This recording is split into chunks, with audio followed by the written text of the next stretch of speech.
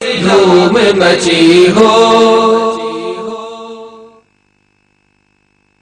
الحمدللہ دعوت اسلامی وہ جماعت ہے کہ جس کا تعلق بغداد سے ہوتا ہوا گنبد خضرا سے جڑتا ہے۔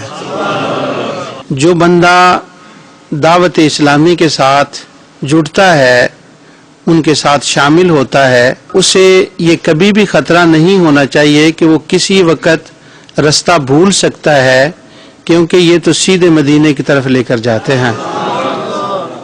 ان کے عام بول چال کے الفاظ میں جب ہم لفظ سنتے ہیں تو وہ مدینہ ہوتا ہے، یعنی ان کا تکیہ کلام مدینہ بن گیا۔ دعوت اسلامی کے وجود کے آنے سے پہلے اہل سنت و جماعت الحمدللہ موجود تھی، مگر ایک جماعتی صورت میں ایک ضابطہ کے تحت کام کرنے والی ہماری کوئی اس طرح سے جماعت موجود نہ تھی۔ پہلے لوگ قرآن و سنت کی نام پر کچھ لوگ دعوت دیتے اور لوگوں کو بلاتے کہ ہم آپ تمہیں قرآن و سنت کی طرف بلاتے ہیں۔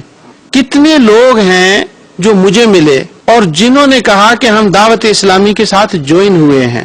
یہ بات بڑی عام میں کرنے لگا ہوں، ہم دعوت اسلامی کے ساتھ لگے ہیں لیکن کسی کی ترغیب کی وجہ سے نہیں۔ یہ نہیں کہ کوئی دعوت اسلامی کا فرد ملا اور اس نے بتایا امیر اہل سنت حضرت مولانا الیاس قادری صاحب کی یہ اہل سنت و جماعت کی جماعتیں آئیں، نماز روزہ حج زکوٰۃ، ایسے نہیں۔ ایسے بھی بہت ہیں جو الحمدللہ اس طرح سے بھی آئے ہیں، لیکن میں ایسوں کو بھی جانتا ہوں کہ جنہوں نے مجھے یہ بتایا کہ ہم دعوت اسلامی کے ساتھ کسی کی تبلیغ کی وجہ سے نہیں لگے، بلکہ ہمیں خواب میں آقا نے فرمایا ہے ان سے جڑ جاؤ تو ہم جڑ گئے ہیں۔ اسی طرح کا ایک بندہ وہ مجھے ملا تو وہ دعوت اسلامی کے ساتھ اس کا اٹھنا بیٹھنا کام کرتا تھا، تو میں نے دیکھا کہ وہ کسی اور کے ساتھ بھی بیٹھتا ہے، تو مجھے کچھ احساس ہوا کہ اس پہ کوئی اثر نہ ہو جائے، تو میں نے اس کو بٹھایا، بیٹے میں نے کہا کہ آپ فلاں فلاں آدمی کے پاس بھی بیٹھتے ہیں اور دعوت اسلامی کے، تو کہیں ایسا نہ ہو کہ آپ کو کوئی اور لے جائے کسی اور طرف۔ تو وہ مجھے کہنے لگا، جناب مجھے وہ کہنے لگا آپ تو جا سکتے ہیں، میں نہیں جا سکتا، اس لیے کہ میں دعوت اسلامی کے ساتھ کسی کے کہنے پہ نہیں، میں حج پر گیا تھا اور آقا مجھے خواب میں ملے اور مجھے دکھایا کہ یہ لوگ بیٹھے ہوئے ہیں، اگر قیامت کو میری شفاعت چاہیے تو ان سے مل جا۔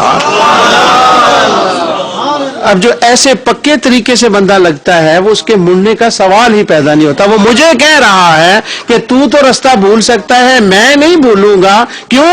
دعوت اسلامی کا رستہ مجھے آقا نے دکھایا ہے۔ تو جن کے سرٹیفکیٹ گنبد خضرا سے جاری ہوں، بھلا ان کو کوئی مفتی کوئی عالم اگر سرٹیفکیٹ دے تو اس کے سرٹیفکیٹ کی کیا حیثیت ہو سکتی ہے؟